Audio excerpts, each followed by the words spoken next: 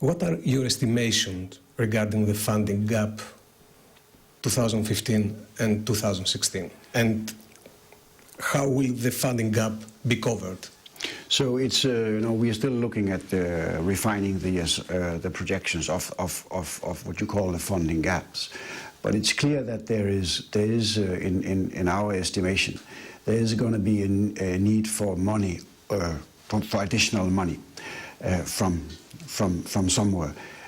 We do not think that this gap, financing gap, can be covered through borrowing in the markets. So one would need to find additional money, and we'll have to talk to our European friends about that.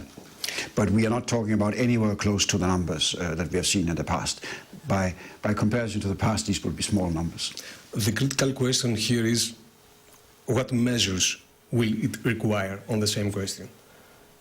Well, we have a program in place, right, and we have a schedule of reviews in place. So it will just be tied to the existing schedule of reviews and the implementation of the agreed program.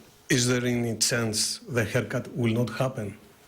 Well, as I say, there will have to be a discussion how exactly to achieve this lowering of debt to GDP. So, but again, it can be achieved in several ways: through interest rates, through transfers. This is discussions we're going to have, and we should not stay ourselves blind that it necessarily has to be through a haircut. There are other means too. And when will happen this discussion? That discussion will take place in the context of the forthcoming review.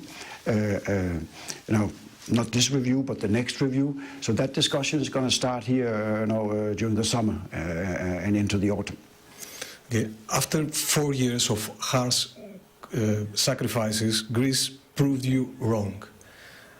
Now that Greece has returned to the markets and has met the most of the objectives of the Greek program, will there be a change in your policy? Because so far, for 4 years, you've been concentrated mainly on internal devaluation and not in the growth. I think this is an incorrect description of the program, so I cannot quite recognize what you're saying. The program has, from the outset, been full of measures on the structural reform side that's aimed at boosting growth and boosting employment. I think it's clear that the fiscal adjustment is mostly behind us. Greece has definitely shown that it can deliver on the fiscal program. So there is a natural shift towards structural reform, spending more and more of the political capital on pushing structural reforms.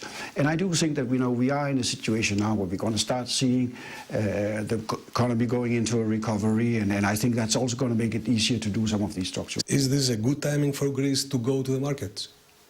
Well, I think this was an important milestone. It's an important objective of the program to get Greece back to the market. This is a first step to have full market access. It's still certainly a long way to go before Greece can rely entirely on market financing. But this is a very first important step, and I very much welcome that. Στον ανταποκριτή μας τώρα, Θανάση Τσίτσα, για να δούμε, Θανάση, τι κλίμα